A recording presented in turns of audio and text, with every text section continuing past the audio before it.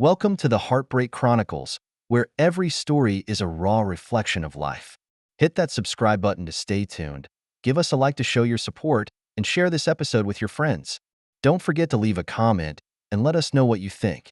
Now, let's dive into today's story. My name is Mark. I am 32 years old and I am a plumber.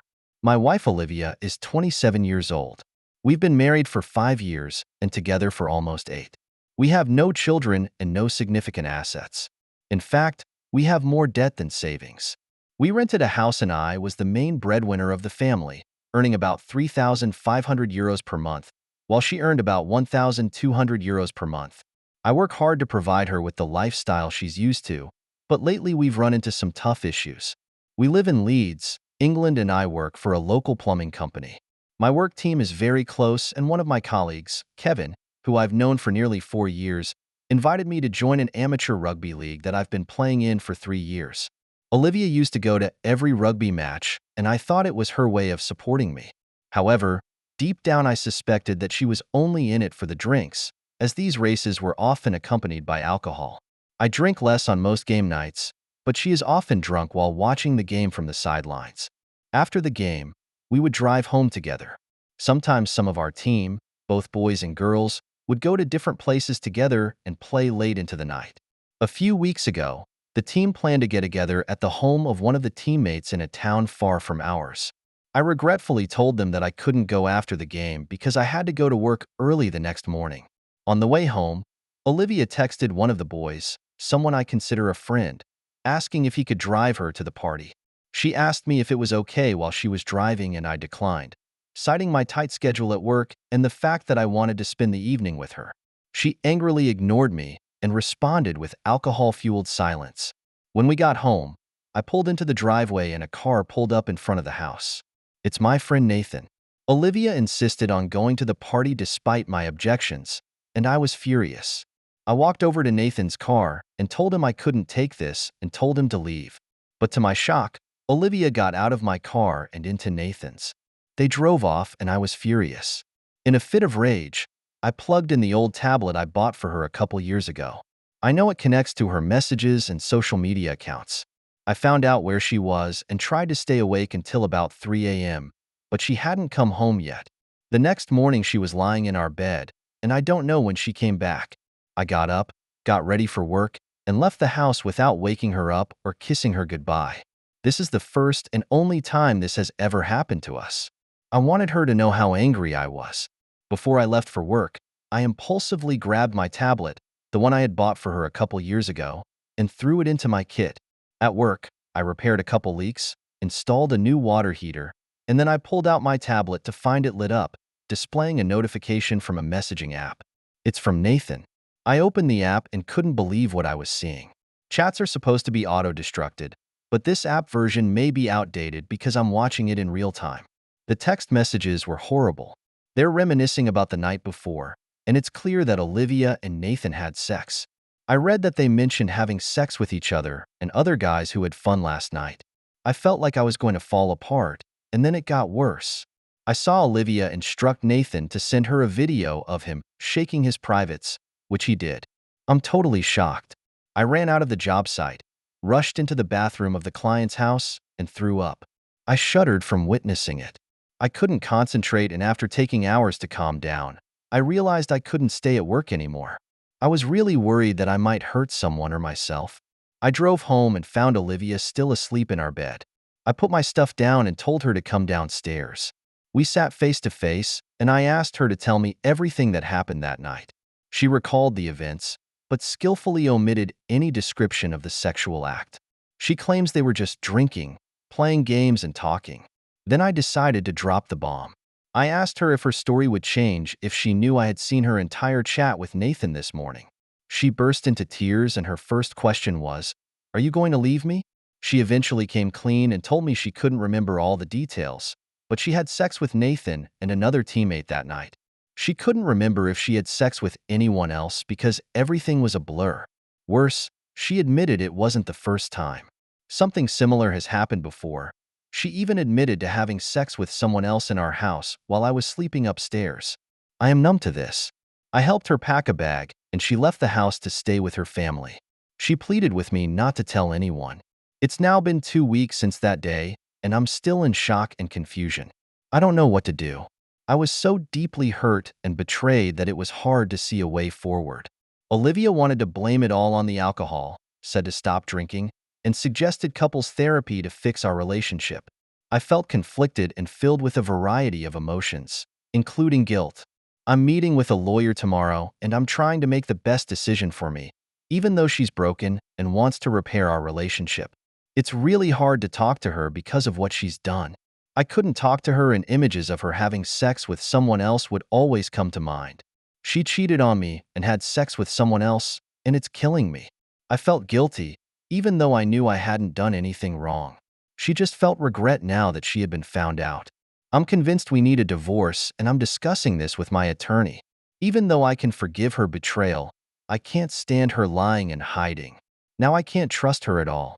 I asked her what happened that night, and she didn't tell me the truth until I showed her the text message I found. I deserve better than her, and the friends who are involved. I am meeting with lawyers and others who can help with the legal paperwork to figure out what to do. Olivia doesn't know anything about it.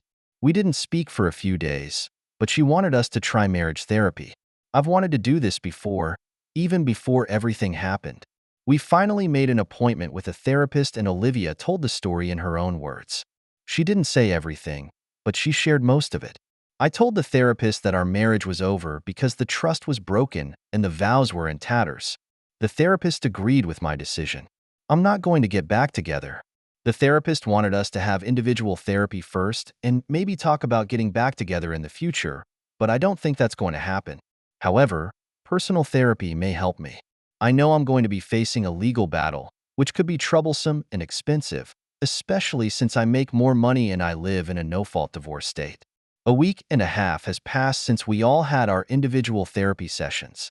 Olivia has been telling her family that our marriage broke up because the vows were broken. We're all trying to heal right now. She still lives with her family, and I can't stop compulsively looking at her digital footprint for any signs of her continued bad behavior. One night, I realized there was one place I hadn't checked: the App Store. I went to check the app download history of my iCloud account and found that she had downloaded a secret chat app on her phone almost 2 weeks ago. My heart sank for a moment as I realized she'd been withholding her information from me, even though she knew I had her tablet, which she insisted I keep to rebuild trust. I don't think she realizes that apps downloaded on one iCloud device can be seen on another. I need to know what they talked about in that app. I downloaded that app on her tablet, tried some common login combinations, and eventually found the truth. She had been talking to Nathan since our first session together and continued to have sex with him when she knew I would be out of the house. I was heartbroken, and for a while I couldn't take it anymore. I went into the bathroom, grabbed a bottle of prescription pills that could end my life, and sat on the bed ready to take them. I tried to call my family, but only my sister Emily answered the phone. She kept me on the phone for an hour until I calmed down. Then I went back to the bathroom, poured the pills back into the bottle, washed my hands, and tried to sleep. But I could never sleep. I knew I had to go to work the next day. The next morning, I threw the pill bottle into my kit and took my tablet out with me. I gave them to my trusted coworker and told him to lock them in his toolbox and not to give them back to me under any circumstances. Now I have undeniable proof. I've been looking for proof that Olivia is a liar and a cheat. I struggled with what to do with the information. I want to expose her to everyone, but I've already started working on ending the marriage, and she could make things ugly and costly. As time went on and she couldn't reach me, she finally came to check on me. At the time of our encounter, I was very vague and indifferent. I don't know what to do. She angrily yelled at me about my erratic behavior, at which point I asked her if she was still in contact with Nathan since that night. She said she had blocked his accounts everywhere and insisted she would never do that to me. Then I revealed the truth about that app and the conversations, pictures, and plans between them. She collapsed to the ground, crying and pleading, but I maintained my indifference. Olivia and I made a deal. I won't tell anyone what she did, and in exchange, she won't make the divorce process difficult for me. I promised to treat her fairly, even though I shouldn't. She agreed to stop opposing the divorce. She left, and 2 days later she was served with divorce papers. Since then, I have kept my word and have not told anyone other than my immediate family. However, I've been monitoring her location through Find My iPhone, and I've found that she goes to Nathan's house every night, where he lives with his mother. Her family thought she was attending AA meetings every night, but the screenshots of my location indicate otherwise. I don't understand why she hasn't changed her iCloud password yet. I know I've been gathering evidence and anxiously waiting until the time passes when she won't be able to fight me in court. During this time, her family thought she was on the right track, which was not the case. She's lying to all of them. What pains me the most right now is the injustice of it all. She can be with her family, act like everything is normal, and then run to Nathan's every night. I, on the other hand, go about my day fixing plumbing and installing fixtures, returning to an empty, creepy house and experiencing loneliness in the truest sense of the word. I'm free of self-harming thoughts, but these days are still dark. I take it 1 hour at a time, one day at a time, until one day I can be sure I'll get out of this mess without my finances being devastated and will finally be able to leave her behind. What I'll do from then on, I don't know yet. For now, all I can do is try to live until that moment comes. My divorce is finally official and I no longer have to hide anything. I went through a long and ridiculous 6 months and one day cooling off period to see if Olivia would hire an attorney without my knowledge, but she did not. I've completely disconnected and I'm starting to make progress in my life. I filed for divorce after my initial posts about the mess I was in after discovering my wife's infidelity. Friends suggested that I return the tablet to Olivia and disconnect from any devices and accounts that might lead to excessive monitoring. Despite the emotional pain this approach caused me, it seemed like a reasonable plan at the time. I realized I couldn't trust Olivia and didn't want to pay her a lot of spousal support since we had no children and lived in a no-fault divorce area. As a result, I developed a strategy to end my marriage completely as soon as possible, even though I'm not proud of some of the tactics I took. I set up a meeting with Olivia to convince her that I still wanted to save the relationship, when in reality I didn't at all. I made it clear that our marriage was over and that if we wanted to start over, we would have to end each other's marriages and start dating again. For her benefit, let me give you an example of how I would get her to sign divorce papers. A mutual friend played the role of a neutral third party in the exchange of documents. Olivia signed the document without scrutinizing it. I painted a picture to her that there would be no spousal support, only equally divided accounts, and she believed it. I see her on occasion, always choosing public places to maintain a superficial relationship and act as if I still care about her. I removed her name from my bank account, got her out of the lease agreement, and moved her belongings to a storage unit while convincing her that we would be moving to a new place together so I could get out of the old house. I kept up the illusion of getting back together for about 4 months, using deception to facilitate the separation process. I kept Olivia in a state of submission and cooperation, which made it much easier to get the necessary work done. During this time, I met a family member who knew the truth about Olivia's affair. They asked if we were still working on our relationship, and I falsely claimed we were. However, I eventually received a text message from this family member saying they saw Olivia and Nathan eating at a restaurant in Manchester. They shared a photo of them together. I let my emotions get the better of me and immediately texted Olivia to ask if she was available on the phone. She lied and said she was in AA and promised to call me afterward. In response to her deceptive behavior, I vented my anger at her with some harsh words and expressed my desire to never speak to her again. During the last 2 months of the divorce, she maintained a personal relationship with Nathan, which eventually became public. As the divorce proceedings continued, I stayed disconnected from Olivia, but I learned that she was becoming bolder in her relationship with Nathan. She started posting status updates and photos of them together on social media. This led to many people, including friends and relatives, contacting me to find out what had happened. I'm happy to share the details because she hid the facts from those who asked. When our friends and most of those close to her learned the whole truth, they were shocked. I asked them not to confront her until the divorce was finalized. However, as time went on, their relationship grew bolder and it caused me emotional pain. Just before the divorce was finalized, I received a screenshot of a Valentine's Day post with a picture of Olivia and Nathan and a romantic paragraph describing how wonderful Nathan was and how he hoped to marry her someday. While I felt a deep sense of loss and disgust inside, I also realized at the same time how ridiculous, sickening, and callous Olivia had become. I can't believe I haven't seen this face in all the years I've been with her.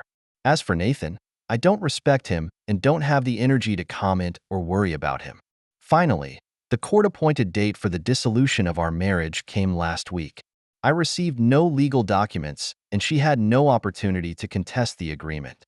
I was able to keep my entire pension, avoid paying spousal support and additional debt, and didn't need an attorney or court appearance. I no longer have to deal with this person. Finally, I deleted her number from my phone. The next day, 7 of my closest friends, 6 of whom I knew through 2 of our mutual friends, threw me a divorce party. They recorded the celebration on WhatsApp, and it was indeed a memorable event. In response, Olivia blocked all of their social media accounts and sent some nasty texts to a few of their friends. Even her bridesmaids, who were at my divorce party, want nothing more to do with her. The divorce was finalized in February 2022, and I did everything I could to stay disconnected. However, in this day and age, that is easier said than done. I come across the occasional post from her distant family and I haven't blocked them yet. Or, a friend will inadvertently mention something they saw on another mutual friend's Instagram feed. My true friends did their best to protect me from this information, but some of it was just too important to hide. The first major event happened in May 2022 when one of my best friends called to tell me the big news. Olivia is marrying a guy from Dublin, Ireland. I can't believe it. Apparently, my friend's husband hadn't blocked Olivia on Facebook and was able to capture a screenshot of the events leading up to the big news. All of this takes place between March and July 2022. It seems that her relationship with Nathan ended shortly after I divorced her. I don't know the exact reason they broke up, and I have to admit, there's a part of me that wishes I did. However, considering all the drama that has transpired, this is not entirely surprising. Starting in April, her Facebook status updates began to imply that everything happens for a reason and hinted that she was in love with a new person. Then, seemingly without warning in July, she posted a simple photo on her wall. The picture was of her and someone neither of us knew or had ever heard of. They stood in front of Dublin City Hall, holding hands and wearing rings on their fingers. The photo appears to show some sort of marriage certificate. Her caption read something like, "I'm happy to start the rest of my life with this wonderful man and feel lucky."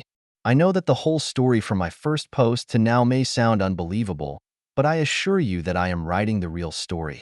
I know the next few lines may be hard to digest, but if you've read this far, I hope you'll trust me. I couldn't resist my curiosity about the event, so I decided to contact Olivia's cousin, with whom we are on pretty good terms, to ask him about the rest of the story. He agrees and reveals that her new husband is someone she met online. They chatted via video call for months, texted each other, etc. Apparently, they both fell deeply in love with each other, and he proposed to her during a video call. She accepted, and they couldn't wait to make it official. Within a week of the proposal, she made a serious attempt to inform her family and invite them to the wedding. The wedding took place in Dublin City Hall. Shockingly, her new husband flew from Ireland to England, and then they flew together to Dublin for the wedding. They met for the second time on their wedding day, but they are now husband and wife. But what blew my mind the most was that none of her family members attended the town hall wedding. It's unclear if this was due to a lack of scheduling or a lack of respect for the occasion, but it's certainly something that would have bothered her. After the town hall wedding, they filled a moving truck with all her belongings on Sunday. On Monday, they traveled to Dublin, which was incredible to me. I've heard the story from enough people to know it's true, but at the time it was all too much for me to believe. That poor man. If he only knew. I can't help but think that if he had been told the truth, he might have kept his wits about him and avoided getting married in Dublin. But for now, I must do my best to put them behind me.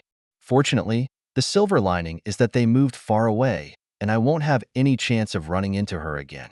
The year 2022 is already full of shocking things. And right in the middle of the fall, another bomb dropped. While I was browsing Instagram, a video unexpectedly appeared on my screen. The video shows Olivia holding a plate and her father covering his eyes with his hand. Before I could figure out what I was looking at, I noticed a blue piece of ice cream on the plate. Olivia's voice comes out of the video, counting down to 321. It's a boy. Her father removed his hand, and it was a gender reveal video. I can't believe I'm seeing this. Her mother just created a fully public Instagram account and posted this video, probably because of Instagram's algorithm, suggesting that I might know this person. It left me in a mess of emotions. I felt sick, miserable, frustrated, and even a twinge of jealousy. I've always longed to be a father, and if my previous marriage hadn't taken so many twists and turns, this would have been the time for us to have a child together. This could have been my baby. I'm 34 now, and I thought by now I'd be a dad, or at least well on my way to starting a family. I am a mature man who understands that I still have time to realize my dreams with the people I love and with whom I feel happy. But I can't help but compare my life now to the life I would have thought I had now. Despite all of this, more and more often now, she and her messed up life don't cross my mind, and I see that as progress. Of course, there are still going to be bad days, and the limitations imposed by the new crown epidemic make those days even more frustrating and don't help. I was fortunate to be able to continue working because plumbers were considered essential workers, but those days were very lonely. I try to take walks outside of work, but I do miss drinking at the bar with my friends. I also go home as often as I can to visit my parents and find some companionship other than work. I realize that this situation, which affects us all, is a common experience. I'm not alone in this experience, and when I start to feel desperate, I think back to the time after I found out about Olivia's infidelity. I remember thinking I would never get through that time, but I did. I remind myself that I will get through this rough patch one day at a time, one moment at a time. Time is passing, even if it seems to be crawling at a snail's pace. As time went on, I started to get back into my groove. I found my passion for plumbing rekindled, and it gave me a chance to redefine myself. I started taking some refresher courses to learn new techniques and sustainable plumbing solutions. Not only does this make me more competitive at work, but it also gives me an opportunity to focus on my personal growth.